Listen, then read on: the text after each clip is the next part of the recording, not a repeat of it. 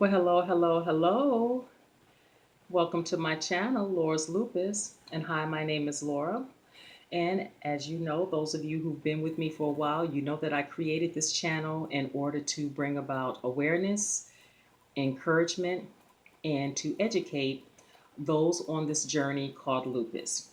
And so today's video is part two of the 4 factors that can trigger or activate lupus in a person's body. And so on video number 1, I discussed with you factors 1 and 2. And let's just do a quick recap of the 4 factors. The 4 factors include genetics, the environment, medication, and viruses. So on video number 1, I discussed genetics and the environment. And today we're going to discuss medication and viruses. And so, as we know, lupus is a very tricky autoimmune system disease that causes the body to attack itself. And some people are at a more of a higher predisposition to getting lupus than others. And so today we're going to discuss the medications that can induce lupus. And if you go to lupus.org or if you go to the Lupus Research Foundation, all the information that I'm discussing today can be found at those sites. And I didn't know, I had heard of lupus, medication induced lupus, but you're going to be surprised to know some of the medications that are prescribed on a regular basis can trigger lupus in a person. So let's jump right into it. So as we know, lupus is a disease that, causes the body to attack itself.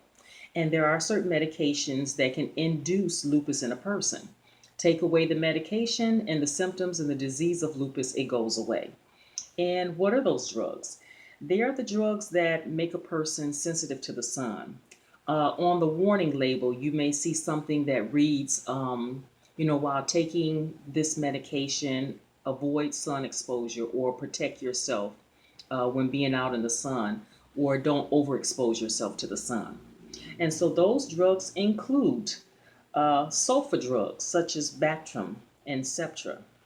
It seems like the drugs on the list are the antibiotics, and these antibiotics have been prescribed for years, and they've been prescribed a lot, even to us as children and teenagers. Any tetracycline drugs, the tetracyclic drugs, and get this, any of the drugs from the penicillin family, especially amoxicillin. Now, how many of you remember that? Taking that good tasting pink stuff as a kid? And ampicillin. These drugs can induce lupus. And so when the person is tested for lupus, they question you if you're taking any of these drugs on the list. And if so, they remove the drugs. And if it's induced by the medications, then the lupus will disappear. If not, the lupus is, being caused by one of the other 4 factors. And the research as far as why some people get lupus and some people don't, it's still ongoing. And the sites that I mentioned, lupus.org and the Lupus Research Foundation, they update those sites on a regular basis with, any additional information that's being found as far as, medications that work, to help a person to maintain a healthy life with lupus or causes of lupus. The fourth cause of lupus is sicknesses and illnesses. You'll be surprised to know that infections can trigger lupus inside of the human body. They didn't go into detail as far as which infections, but it did state infections.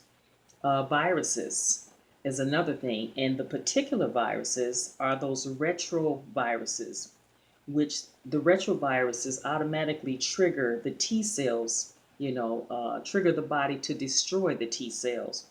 And viruses, any type of viruses, how they reproduce and gain, control over the body is by destroying healthy cells, or turning the healthy cells into unhealthy cells. The particular virus that they're referring to that can trigger lupus or activate lupus is the Epstein-Barr virus. And what is that? You may have heard of it as the kissing disease or mono. Okay, so the Epstein-Barr virus is spread through saliva, and you hear a lot of kids. You hear about this disease in, elementary school age kids from sharing their drinks or food, middle school and teenage and college age kids because of kissing and dating and all of that stuff that's going on with them.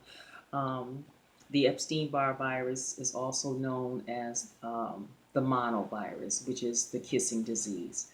So, not saying that if you take these medications or if you've ever had mono that you're going to get lupus, but these are known as the factors that can contribute to a person getting lupus.